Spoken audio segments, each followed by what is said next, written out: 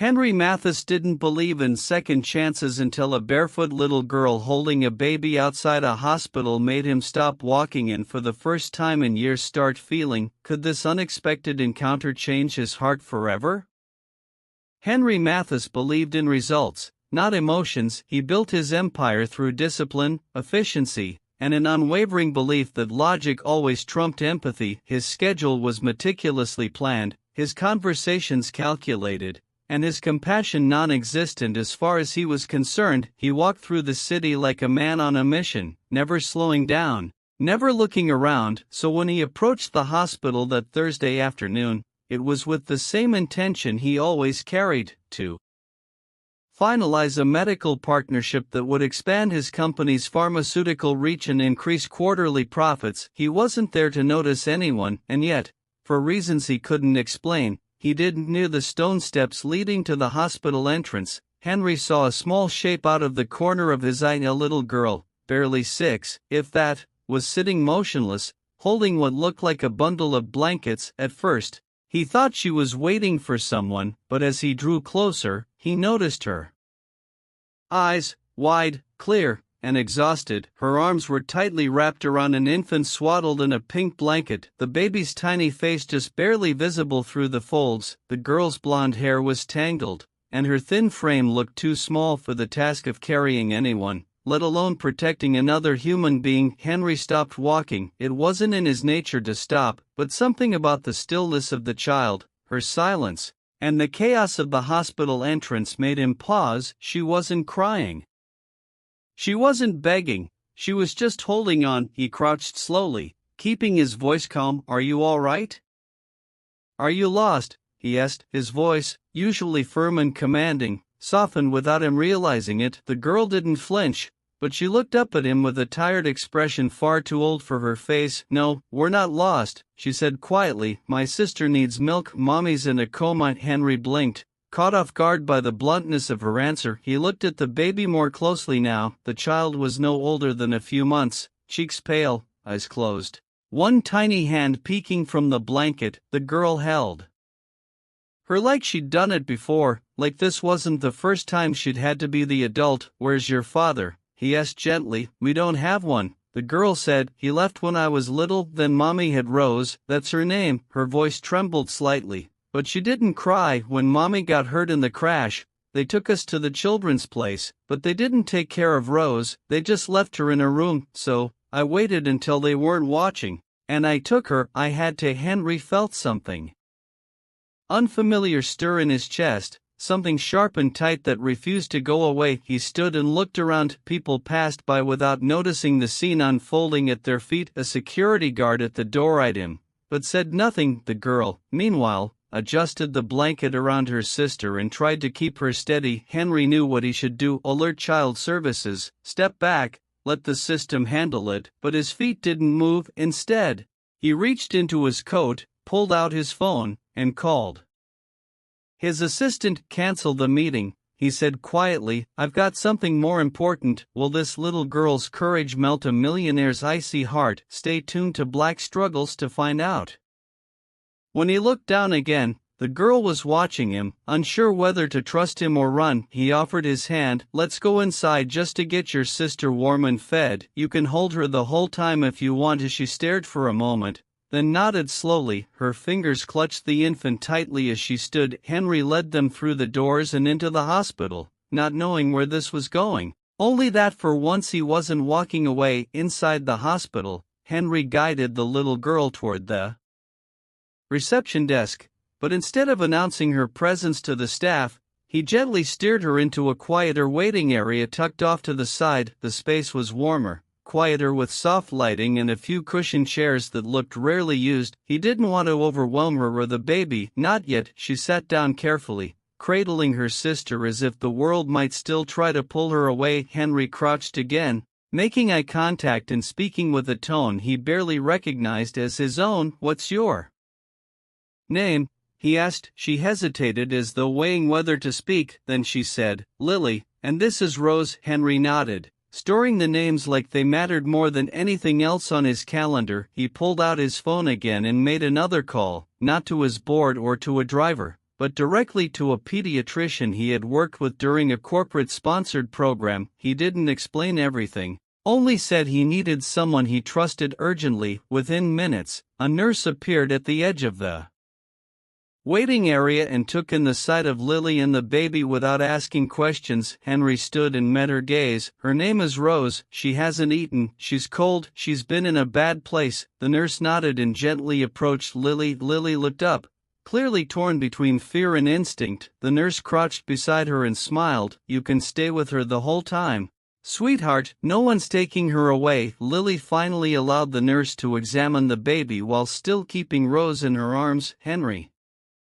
stepped back and watched as Rose was checked for vital signs, her temperature taken, her breathing monitored. The baby didn't fuss much. She was tired, underfed, and far too quiet for her age. While the examination continued, Henry spoke with the doctor in the hallway. He described what little he knew and asked what needed to be done immediately. The pediatrician, a calm woman named Dr. Kinnear, explained that Rose needed formula, warmth, and observation for a few days. She's fragile, the doctor said softly, but this little girl, Lily, she's done something extraordinary. She's kept that baby alive under conditions that would break most adults. Henry said nothing, but inside something shifted. He walked back to the waiting area with a purpose he hadn't felt in years. Lily sat alone again, bottle now in hand, feeding Rose with quiet concentration. Her fingers were still trembling, but she kept her focus on her sister, brushing her hair aside when it got in the way. Henry didn't interrupt. He waited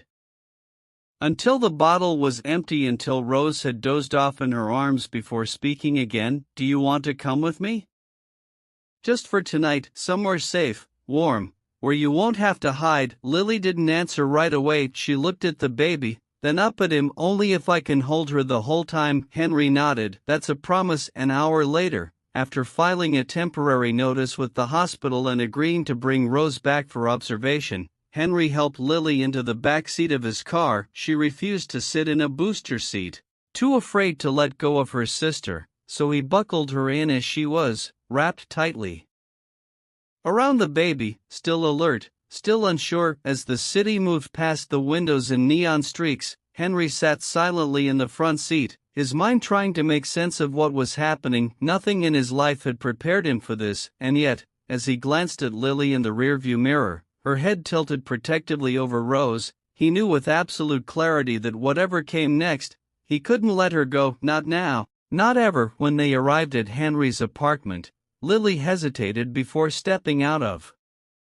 the car. She held Rose tightly, her arms locked around the baby as if releasing her would mean losing everything. Henry opened the door for her, but didn't rush her. He waited quietly as she looked up at the tall building, the glass exterior glowing under the city lights. It didn't look like a place a child belonged, and she clearly sensed it. Still, after a few moments, she climbed out barefoot and cautious, her clothes wrinkled and her face unreadable. Henry led her through the lobby without drawing attention. The concierge started to ask something, but Henry gave a quiet shake of the head. No questions. Upstairs, his penthouse looked even more sterile than usual. The sleek furniture, minimal decoration, and cold lighting stood in stark contrast to the warmth of the child clinging to the infant in her arms. Henry noticed it immediately and realized how absurd it was. This fortress of wealth and power, completely unprepared for something so human. He led Lily to the guest room, the only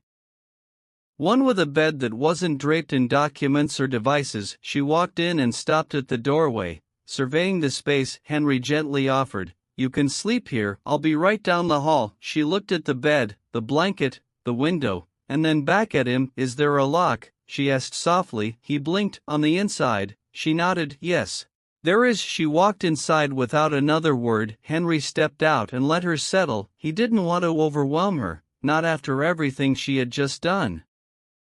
In the kitchen, he made warm milk, unsure if it was more for her or the baby. He returned a few minutes later and found Lily sitting on the bed, still holding Rose, the baby now half asleep. She accepted the milk, but didn't drink right away. "I'm not supposed to talk to strangers," she said quietly. "That's smart," Henry replied. "You shouldn't, but I want to help, and I won't do anything without your permission." She looked at him again, still studying him with the kind of suspicion most adults couldn't hold. "Why did you stop?" she asked. "You didn't have to." He considered his answer carefully. "I don't know, but I'm glad I did." That night, Lily slept in her clothes, curled on one side of the bed with Rose resting on her chest. Henry watched from the doorway for a few seconds before quietly turning off the light. He stayed up late sitting in his office searching hospital records, Child Protective Services databases, and anything else he could find. He called his assistant and asked her to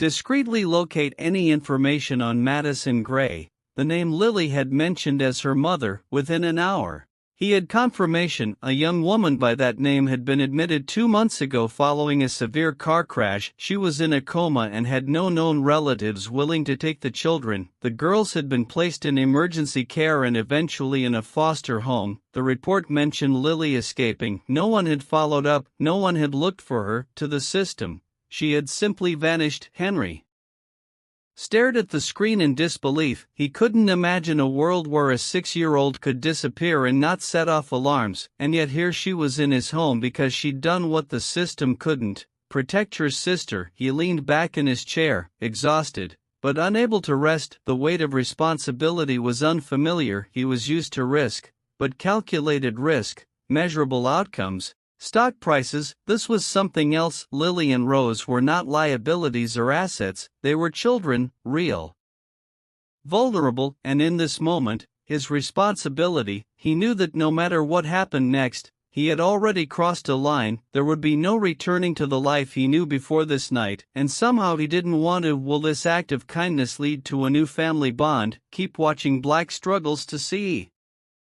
The following morning began with a silence that felt different than the one Henry was used to. It wasn't the cold, calculated quiet of an empty apartment before the day's first call. It was cautious, tense, and heavy with unspoken questions. He found Lily already awake, sitting upright in the guest bed with Rose still bundled in her arms. Her hair was messy, her eyes alert, but weary. She hadn't moved from the spot where she'd fallen asleep. Henry knocked softly before entering, holding 2 slices of toast and a cup of warm milk. She didn't say anything as he stepped inside, but she didn't turn him away either. That was progress. He placed the tray on the nightstand and asked gently if Rose had eaten. Lily nodded. "She had some of the bottle you made." Then she added, "She didn't cry much last night." Henry sat in the chair near the window, careful not to get too close. "You did good, Lily, you kept her safe and warm." She looked at him with a mixture of pride and suspicion. "I had to. They don't care.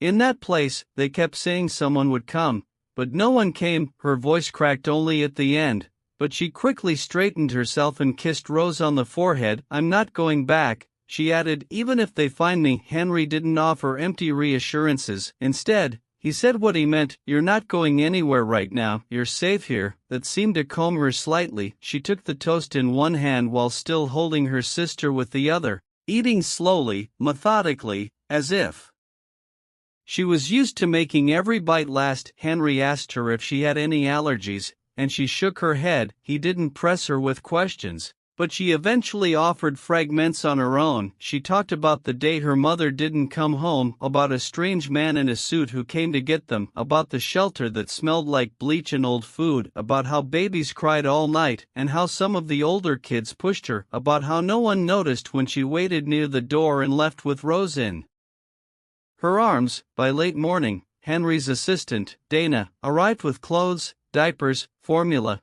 and a few toys. She didn't ask questions either. She had worked for Henry long enough to know when something mattered more than it seemed. Lily flinched when she saw Dana at first, but relaxed when the woman smiled and handed her a soft pink sweater. "I thought you might like this one," Dana said. Lily took it and nodded, though she didn't change right away. Trust, Henry realized, was going to be earned inch by inch. In the early afternoon, Dr. Kinnear arrived to check on Rose. Lily didn't want to let go, so the doctor worked around her. Rose's weight was slightly low, but her reflexes were strong and her heart was steady. "She's resilient," the doctor said quietly to Henry, "and so is the one carrying her." Later that day, Lily finally explored the apartment. She didn't run or skip or ask for anything. She simply walked slowly from room to room, still holding Rose, still measuring the space as if it might vanish at any moment. She stopped in the kitchen, eyeing the counter filled with bottles and sterilizing equipment Dana had set up. "Is this all for her?" she asked. Henry nodded. "Yes,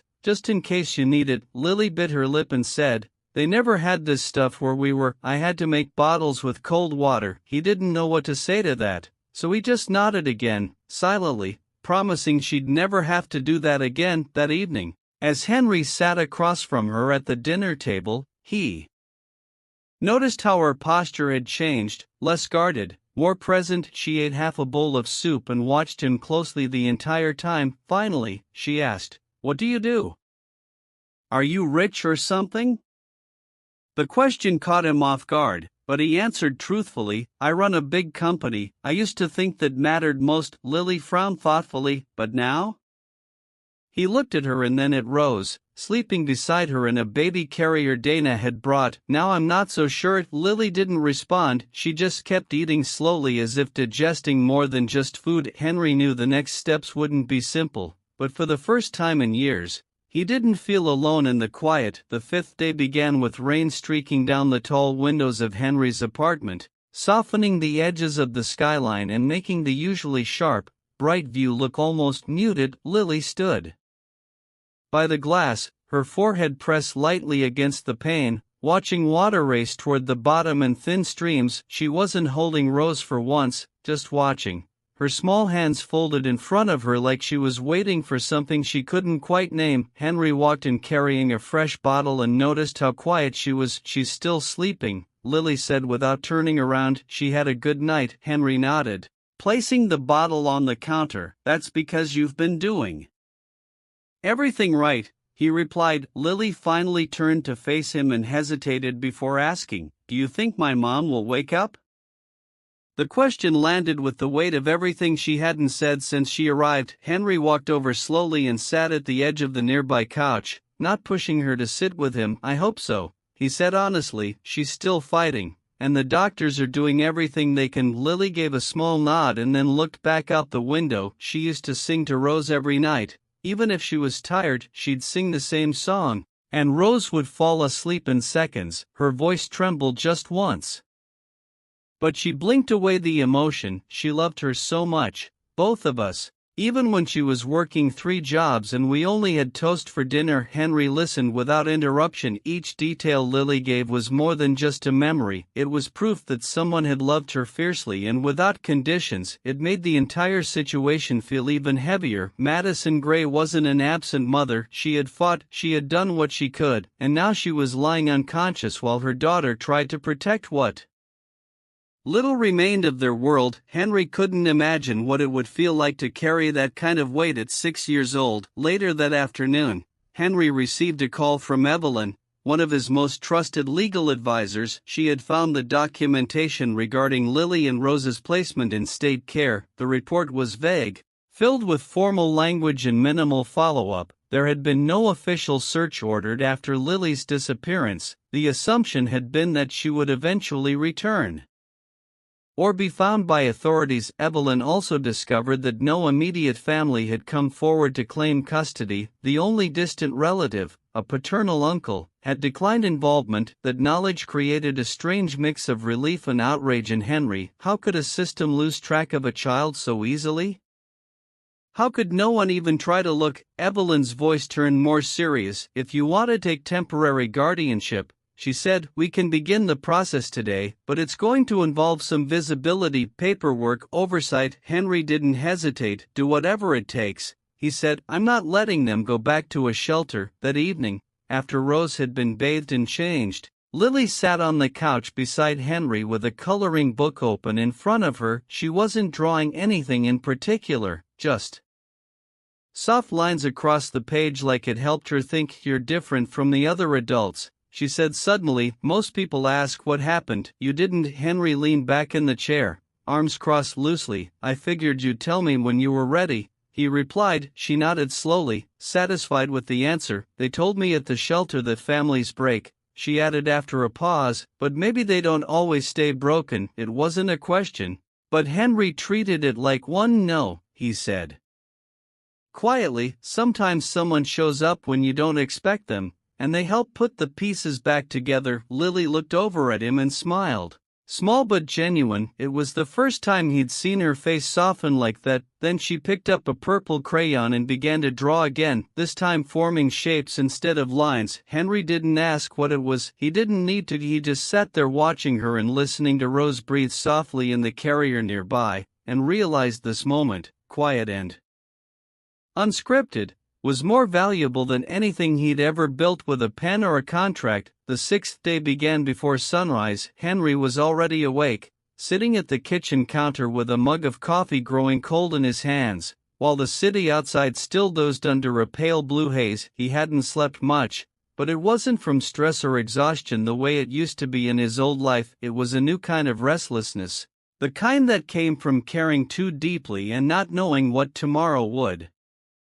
bring. He heard soft footsteps behind him and turned to see Lily barefoot and wrapped in a blanket, her hair tousled and her eyes still heavy with sleep. She didn't speak right away, but walked to the refrigerator and poured herself a glass of water without asking. That in itself was progress. Henry motioned toward the chair across from him and she sat down, keeping the blanket over her knees. Rose is still sleeping, she said. She had a little cough last night, but it stopped. He nodded, making a mental note to mention it to Dr. Kinnear when she came by for the scheduled checkup. Lily sipped her water and then looked at him. You're not like the people in the office, you don't wear your watch anymore. He glanced at his wrist and realized she was right. The heavy silver timepiece that had once dictated his day had been sitting untouched on his desk all week. I guess I lost track of time, he said, and Lily gave a tiny, almost imperceptible smile. Later that morning, Dr. Kinnear arrived with a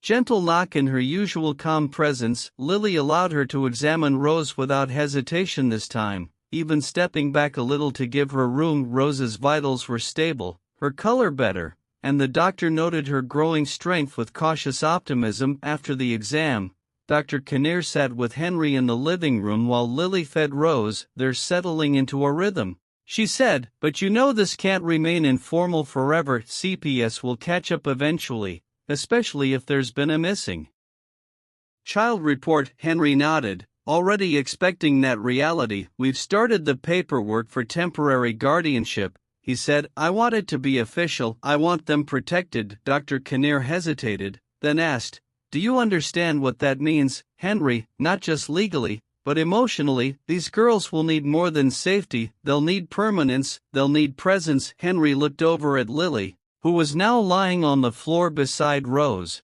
letting the baby curl her hand around one of her fingers.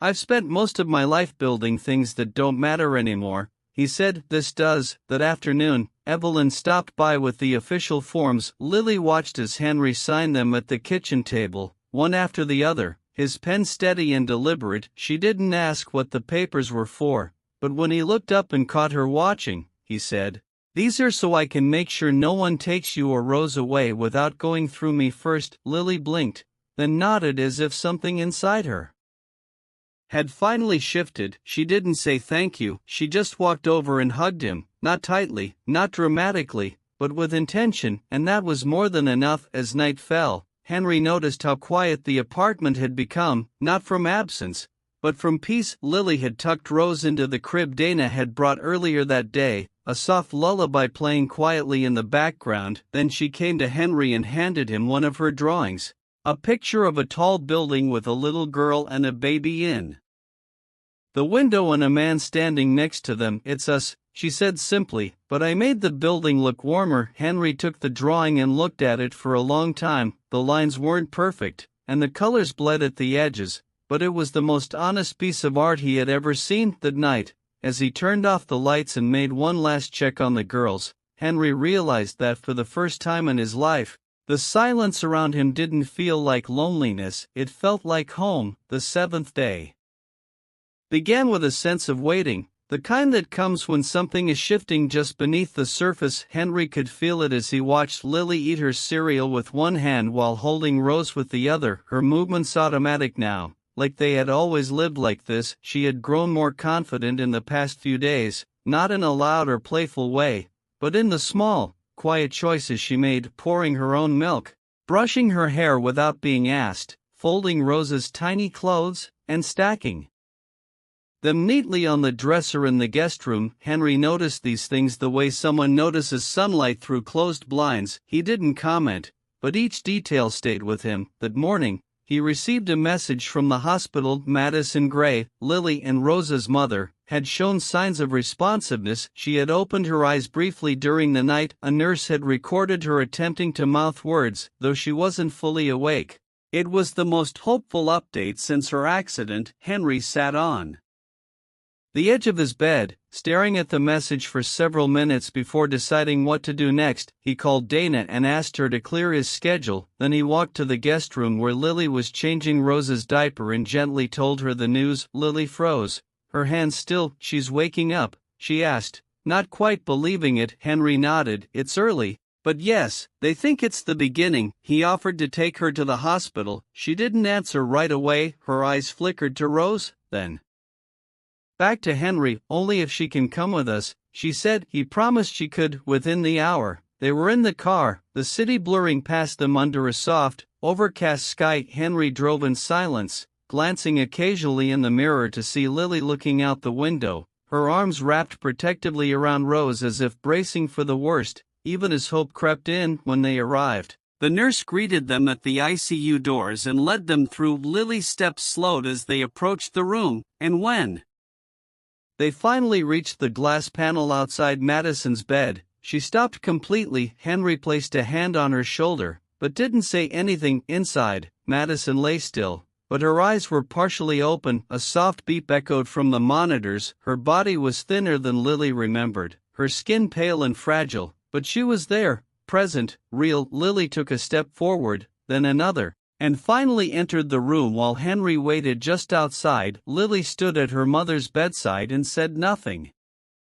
for several minutes. Then she leaned in, gently touched Matthisse's hand, and whispered, "I didn't leave her, Mom, I kept her safe." Matthisse's eyelids fluttered, and her mouth moved slightly. No words, but recognition sparked faintly in her expression. Lily kept talking, barely above a whisper, telling her mother how Rose had cried, how they had hidden, how someone kind found them. "His name is Henry," she added. "He didn't ask questions, he just helped." When Lily returned to the hallway, she looked up at Henry with red-rimmed eyes, but a calm expression. "She knew me," she said. "I think she did." Henry nodded, placing a hand over hers briefly. "That matters." Later, as they sat in the hospital cafe with Rose sleeping in a carrier between them, Lily said something unexpected. "If she gets better, I think she'll need help, too, like me." Henry watched her for a moment, realizing again how much weight this child had carried. "You won't have to carry it alone anymore," he said. "Whatever happens next,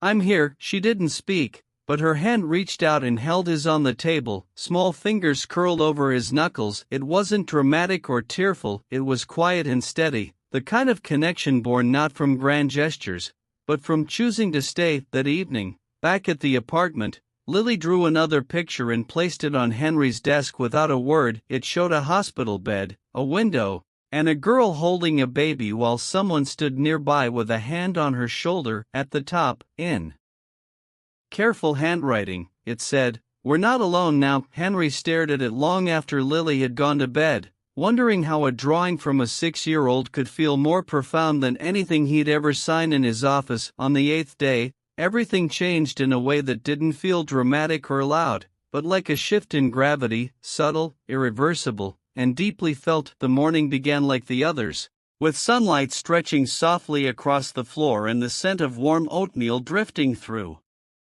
the apartment. Lily had begun to wake up without needing to check her surroundings first. She moved with quiet certainty now, feeding Rose, brushing her hair, asking for things she needed without hesitation. There was no fear in her voice anymore, there was steadiness, a rhythm that had taken root in just a week, but felt like it had always been there. Henry watched her carry Rose to the couch, placing the baby in the small bouncer seat with practiced hands. He realized that she hadn't once asked if they would have to leave. The question had faded, replaced by something unspoken, but understood. This was home now, and she believed it. It wasn't something Henry had declared, it had become true because he had shown her every day that he was staying. That afternoon, They went back to the hospital. Matthysse had woken more fully that morning. The doctor had called to say she was conscious, though weak, and beginning to speak in short phrases. Henry let Lily walk into the room on her own. He stood outside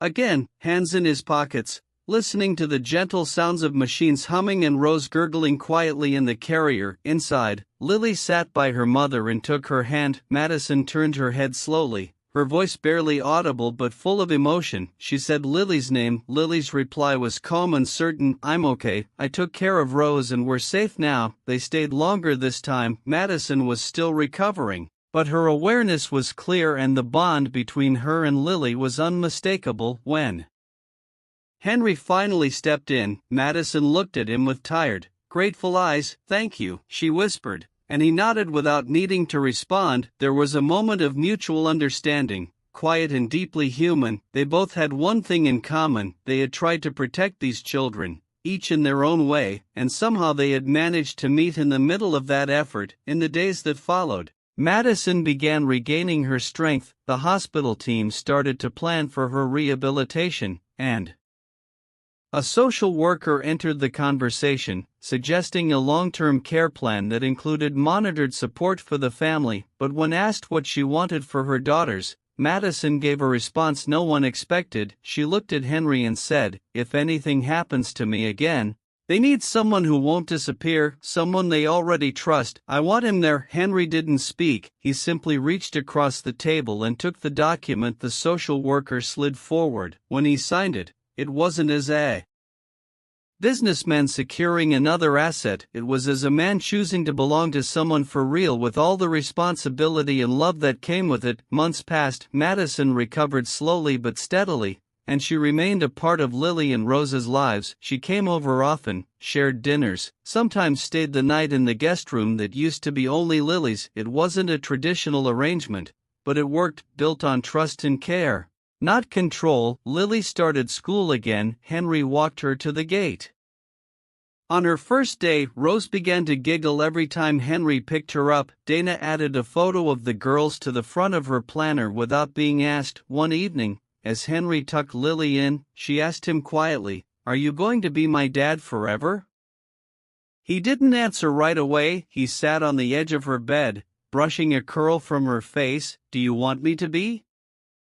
She nodded without hesitation. "Yes, you already are." He leaned down and kissed her forehead. "Then I will be." That night Henry stood by the window, watching the city lights flicker below. His reflection in the glass looked different now, not harder or older, but fuller. He had spent so long chasing purpose in the form of progress, in numbers and titles, but purpose had found him in a grocery store aisle, wrapped in the arms of a little girl holding her baby sister, and now, finally, he understood what it meant to build something that couldn't be bought, something that mattered, a family, a future, a life. This ending is not just a conclusion to a story, it's the result of a deeply personal transformation. Henry Matthysse, a man from a world built on numbers, control, and distance, undergoes a change that doesn't happen in a single moment and isn't portrayed as a miracle. It grows through actions, through quiet decisions, through trust that's earned one day at a time. What makes this ending